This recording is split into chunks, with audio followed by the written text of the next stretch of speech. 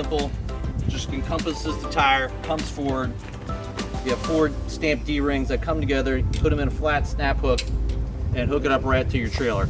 This one on the one end, we actually have the snap hook is attached right to the fixed end of the ratchet. But our standard is, if you come down here, is a 2-foot webbing going to a flat snap hook. But you can order the short ones, even shorter trailer, and you won't be able to make it. So I'm going to take off these front ones, and then I'm going to show you how easy it is to put it back on again. One of the perks of this system is how fast you can get these on and off of your vehicle.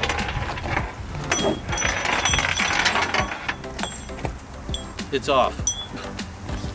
So now to reapply, drape it over your wheel. Make sure the 4-inch part is actually the part that comes in contact with your tread.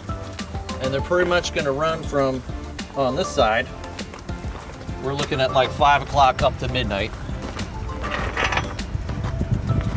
And you just got to bring these through.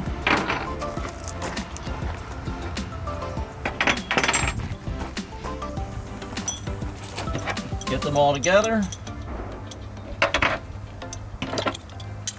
Hook them through.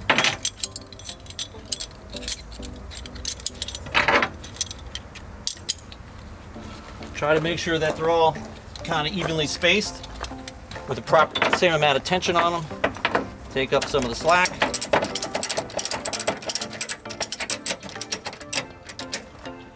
Crank it down, you're ready to go.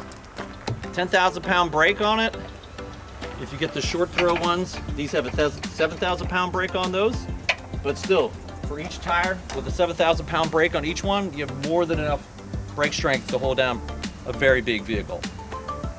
And that's about it. So go online and get yours today.